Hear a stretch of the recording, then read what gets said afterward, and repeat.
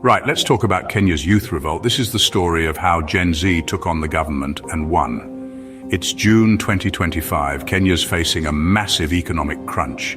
President William Ruto proposes a new finance bill, piling extra taxes on essentials, bread, sanitary pads, even transferring money on your phone. The government says they need to raise billions to pay off debts. But for young Kenyans already struggling to get by, this feels like the last straw. Now, what's wild is how quickly things explode.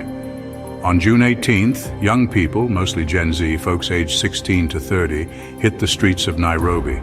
But it doesn't stop there. Using social media X, TikTok, Instagram, they spread the word like wildfire. Hashtags like #RejectFinanceBill 2025 and #OccupyStateHouse take off.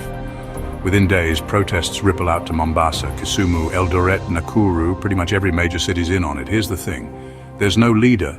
No party, no one pulling the strings. It's decentralized, non-partisan, and relentless. These young people aren't following the old rules. They're not waiting for politicians or activists to speak for them. They're speaking for themselves, loud, online, and everywhere at once. And the message, simple: withdraw the finance bill, fix corruption, give us a shot at a future. Or as one protester put it, we are not our parents, we are not afraid. President Ruto tries to brush them off at first. He calls them misled and hustlers. But the protests keep building. Then things turn grim.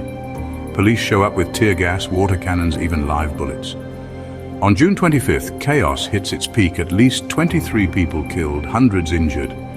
The government even shuts down mainstream TV signals, trying to cut off the movement at its digital roots.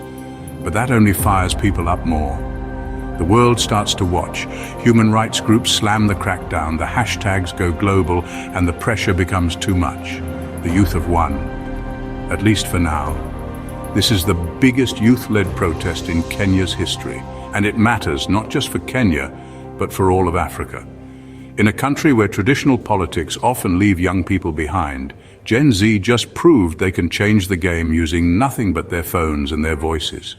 But the story's not over. The government's promising dialogue, but trust is thin. The wounds are fresh. Analysts say Kenya's politics have changed for good. Gen Z is now a real force. And digital activism can't be ignored. So, what can I take from all this? Sometimes real change comes from the streets.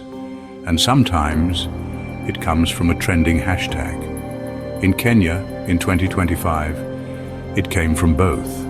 Thanks for watching.